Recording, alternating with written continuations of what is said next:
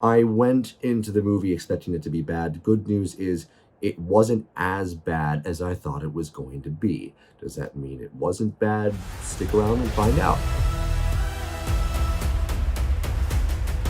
What's up, guys? My name's Krispy, and I just saw Shazam Fury of the Gods. It is the latest movie in the DCEU, directed by David F. Sandberg, the same guy who gave us Annabelle Creation. David F. Sandberg. Wait, was that the Annabelle that didn't suck? I forget. Let me look this up. Yeah, that was the good one, the one in 2017. That was really good. Really good. It stars Zachary Levi, Asher Angel, Dylan Grazer, Rachel Zegler, Adam Brody, Ross Butler, Meagan Good, Lucy Liu, Djimon Hounsou, and Marzia's identical twin sister, Grace Caroline Curry. What is up with that resemblance? That is crazy. So Billy Batson, or Shazam, whatever you want to call him, he returns with his very new super foster family. They're sort of adjusting into their relatively new lives as superheroes, not doing the best job at it, when suddenly along come the daughters of Atlas, who have broken out of the prison surrounding their homeworld and have come from the power that was stolen from them by the wizard, played by Djimon Hounsou, and they also come with revenge on their minds. So I do have to say what I thought of the first Shazam movie. I love it. I think it's great. I think the humor's great. I think the charm's great. But I also think that the theme of family is great, and it's very well explored. It has a lot of very emotional, very touching scenes, and you really feel Billy Batson's journey as he goes through it, and it's great. And then there's the sequel. So I do want to talk about some things that I liked about this movie, because I promise you, anybody who went to the first Shazam and likes it for the charm won't find an absence of that charm in this movie. How present is that charm?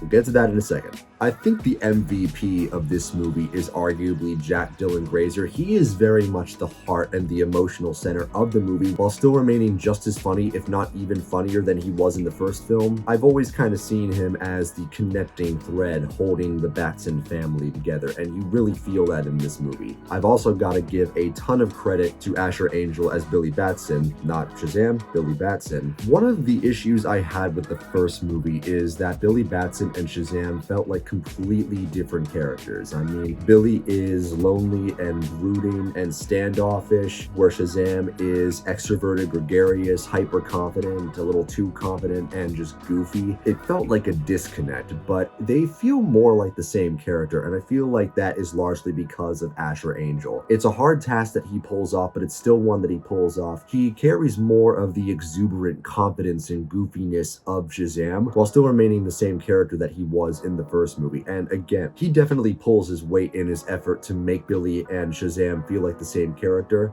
I wish I could say the same thing about Zachary Levi, and I hate to dunk on Zachary Levi, I love the guy, but when he plays Shazam, you definitely get Shazam, but you don't get that he is the same as Billy Batson. He doesn't have those same sort of brooding tendencies. You don't buy that this is secretly Billy Batson. I just don't get it. But that's not to say Zachary Levi does a bad job. He does a great job in this movie. He's still entertaining. He still does the best with what he's given, and I can say that for all of the cast. All of these actors here are great. A lot of them are on screen for less time than they deserve, unfortunately, but they still do make the most of what little they're given. And I'm talking specifically about the child actors. We don't see a lot of Billy Batson, and without giving away too many spoilers, aside from Dylan Grazer as Freddy, we don't really see a lot of the family. We just see their superhero counterparts that they transform into, and I kind of wish that we had gotten more time with the kids, because part of the theme of these movies is who you are within, how that makes you a hero. Doesn't really make that theme present when you spend most of the time with the hero disguises. And I will say one more thing. This movie does have a really strong start. Good balance of humor, good balance of heart. There are stakes being built up. You buy that these new villains are dangerous. And it has a lot of that same charm that I loved about the first Shazam movie without piling it on too much like the MCU does. That comes in the second act. Oh my God. I thought they wouldn't go to these levels. I thought DC was doing better than this. I thought they turned over a new leaf. I really did. And there have been moments where the DCEU's gotten too funny before, but we haven't had it that bad since the Justice League. the original cut, the Joss Whedon cut. That is how bad this movie gets with that tone. I do not, okay, it's not quite that bad, but approaching. Have you ever watched a friend of yours who is just starting stand-up comedy? He's got what it takes, he's got potential, but he doesn't have the experience, and he'll start off strong. He'll have a good joke, something funny, but then he'll lay it on really thick until it gets really cringe and you just get embarrassed for him. I know that feeling because I had a friend who watched me try stand-up comedy, and that's how bad I was. Still might try it again. Everybody bombs, but yeah, that was me. I was that bitch. But anyway, that's what it feels like watching this movie. A lot of times they will have good jokes. A lot of times they will have charming moments, but then they pile it on and pile it on and pile it on and pile it on way past the point where it would have been perfect to stop and it would have been funny, past the point where they could have gone back to being serious. Oh, and by the way, whenever they do get serious, they give Marvel a run for their money with their tendency to just take you out of those serious moments with just a cheap joke or something lame or some lame excuse for humor. And they ruin so many of the moments in this movie that could have been the best moments in this movie. Now the second act is where it's at its worst with this. They get slightly better in the third act, but not by a whole lot. They bring some of the heart back, but they also in certain ways go even heavier with the comedy.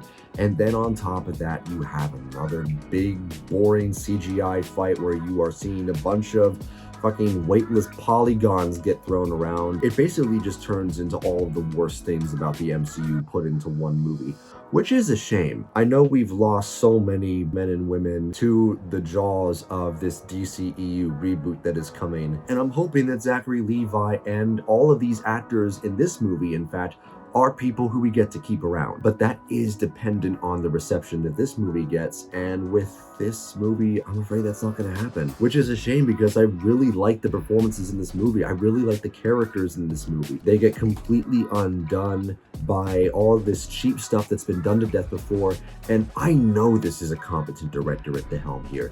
This is executive meddling. This is micromanaging, ruining a good project, and this has been done to death. When are people going to realize that you bring people on for a reason and you let them do their jobs? There is a good movie in here somewhere. There is, and we get traces of that in the first act. We get the theme, we get the heart, we get the spirit, and then it just gets all fucked up by the same things that are fucking up the MCU right now. And on top of that, you just have more generic villains who want power. They want revenge. And if a villain wants that, that is fine. If they have the charm to back it up, if they have good performances to back it up, but they're not all that interesting. And I'm sorry, the one played by Lucy Liu, okay, I know Lucy Liu's a good actress. No, scratch that. She's a great actress. We've seen great, amazing performances out of her. She doesn't really bring her A game to this movie, I'm sorry to say. Oh, don't worry. I won't touch him. Now you will die. I wish I was exaggerating, but that is her delivery, and that's all I can give you because those are the only two lines I remember from those unmemorable villains in this unmemorable movie. Could have been better. It could have been so much better. They meddled. You know they fucking meddled. DC's not doing well right now. I will give the movie credit where it's due here as well, though. It is better than Ant-Man Quantumania. It has more heart to it. It has more spirit to it. It has more oomph in its better moments. But Quantumania, while being the inferior movie as far as I'm concerned, it at least gives us things to look forward to.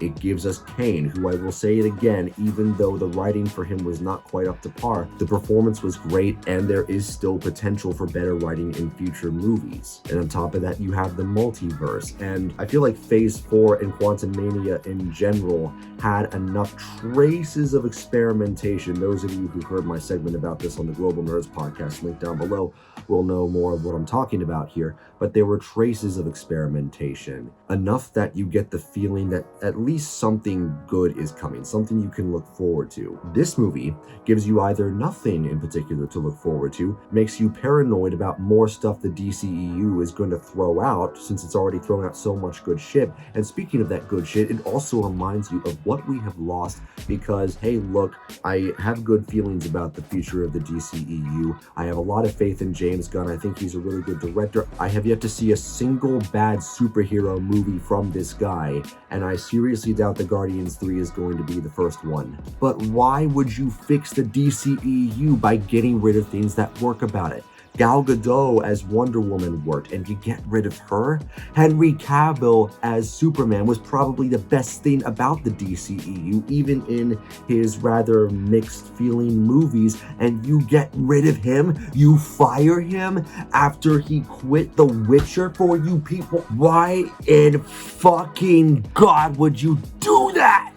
I thought I was over it, but this movie made the wound fresh again, baby. I know this is probably entertaining, but trust me, I'd be a lot more bummed out if I weren't high right now. So again, has the skeleton of a good movie, has the start of a good movie, the first act of a good movie, the cast of a good movie, the characters of a good movie, but meddling, too much humor, too much bathos, and subpar villains and a forgettable story drag this movie down and unfortunately force me to give it a 65. It's not close enough to average. It's not even close enough to 69. Look at me, movie. Look at me. You don't deserve that number, okay? You're not nice. Guys, you have something with the Shazam family. Don't throw these actors out like you did with all these other great actors already. Please don't get rid of Zachary Levi and all these other actors. They do such a good job. They deserve better than punishment for writers' actions. I'm ranting here.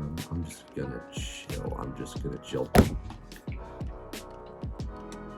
Hope you guys enjoyed this video. If you did, please make sure to like, share, subscribe. Come join the Krispy Kingdom. We are all royals here. I also have a game channel. I have a clip channel. You want the best editor in the world, the Dark Gale, his channel is down there too. I also have a short film that I worked on called One Heart down there below. We have recently had special guest Catherine Sutherland, the original Zeo Pink Ranger, Brian Edward Hill, a writer for Titans and Ash vs. Evil Dead, and most recently Ron Wasserman, a developer and co-writer of several theme songs from several great shows, including X-Men the Animated Series, and of course, Go Go Power Rangers itself. And we are going to be seeing his glorious return in the upcoming Power Rangers Once and Always. Speaking of great things coming, great things are coming on the Global Nerds podcast. Go give us a follow down below, and great things are coming in the Krispy Kingdom. Make sure to subscribe and hit that bell for more great content. This has been I don't know what I was doing there. Krispy. And that's it. The Krisp is spoken. Take care.